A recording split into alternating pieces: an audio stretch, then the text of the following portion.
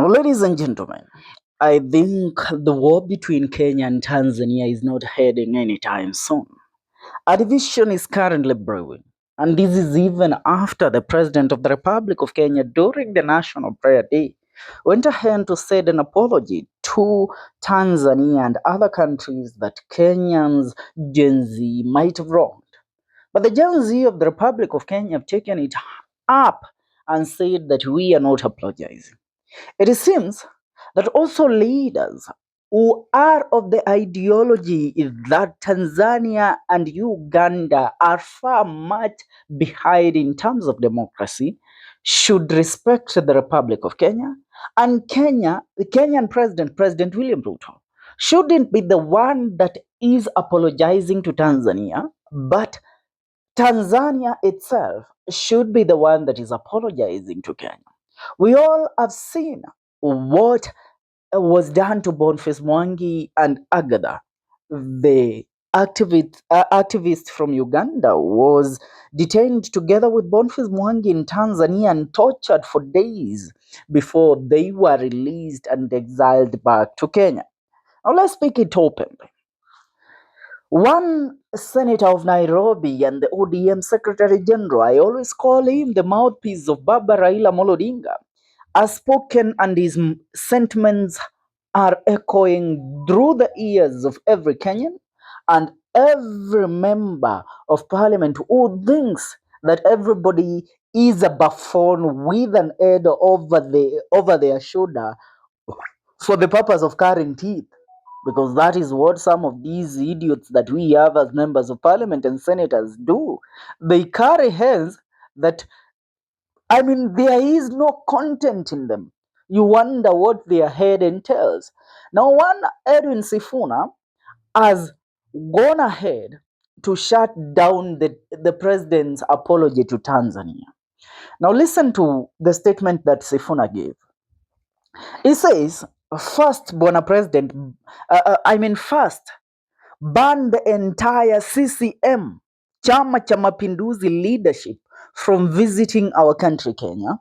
Second, withdraw from joint hosting of CAF with the dictatorships in Uganda and Tanzania. Thirdly, move the ELS annual conference from Zanzibar back to Kenya. Withdraw the fake apology and demand that Tanzania apologize to us instead. And I really think that Sifuna has a point. Tanzania has become a country that is led with, the dictatorship being deployed by one Idi Amin Mama is something that we all can attest to. Tanzania, everybody who has numbers, who has, an audience on social media, they have been bought by the state. They are all puppets of their own government. Yet the normal mwananchi, Tanzania has a population that is ×2 of Kenya.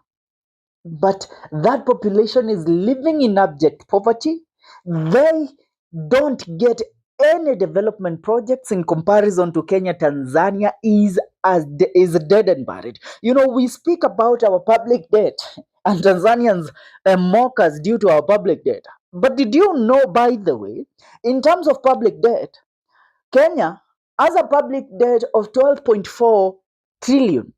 12.4 billion US dollars. Tanzania has 12.2 billion Kenyan shillings. Billion US dollars. When you compare Tanzania's debt with that of Kenya, we are past them with only 200 million US dollars. But when you compare the GDP of the two countries, damn, for us, we can even account for half of the money that has been borrowed and the money how it has been spent. But when you go to Tanzania, you wonder where this money, 12.2 billion US dollars, goes. Now, leave about that. Let's come to the current trending issue in Tanzania. The charge of one MP and Bishop Gwajima, a man whose only mistaken crime was to condemn the leadership of Samia Suluhu Hassan on how it has been rampant on abduction and torture. The police yesterday were deployed at the church of one Gwajima. He is also a member of parliament, and they went ahead to even withdraw the license of operation of the said church, saying that the church was inciting people against the government. I tell you, that is what dictatorship means. That is what dictatorial regimes do. I mean, ni mara ngapi nyinyi mumeona Pastor Ng'ang'a akitukana William Ruto? Mumeona Ng'ang'a akisema mara ngapi one term? Mumeona Ng'ang'a akifanya hii upumbavu mara ngapi? But the government leaves the institution of, the religious institution aside. They shun them, they leave them out of politics. Though huwa wanaenda kule kupeleka pesa na kutumia podiums za makanisa kama nyanja za kuweza kueneza siasa zao. But when it comes to matters shutting down churches, Kenya has a constitution that Tanzania will work for decades before it attains it. And that is why I side with Edwin Sifuna. President William Ruto did not need to apologize to Tanzania, because Tanzania needs to apologize to Kenya.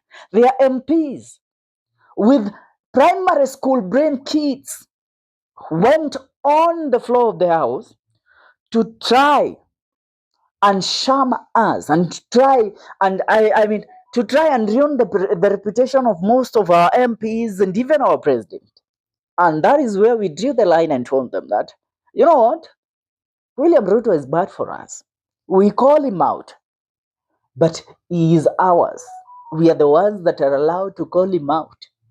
Nyinyi vikaragosi, mjue limit yenu. Yes, you can mess around with our artist. Currently BN amewapiga 10-0. We left you BN to deal with you. He has beaten all of the Tanzanian artists 10-0. Tuko pamoja.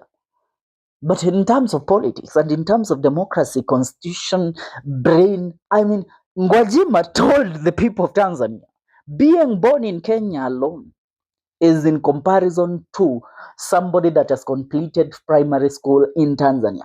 Being born alone, kuzaliwa tu Kenya ni kama mtu ambaye amekamilisha masomo ya shule ya msingi katika nchi ya Tanzania. Kuzaliwa tu Kenya. Sasa imagine mtoto wa Kenya ambaye amesoma CBC, competence based curriculum, na ameafikia grade 6, the first level of primary school education, grade 6. Huyo utamlinganisha na mbunge ambaye ana degree ya masters kule Tanzania. Now let's see what Kenyans are saying after Sifuna's statement. Naona pale Yoko Kibet Bull akisema, what about abductions and arrest of freedom fighter? I thought you had said if it happens you will withdraw from broad-based government.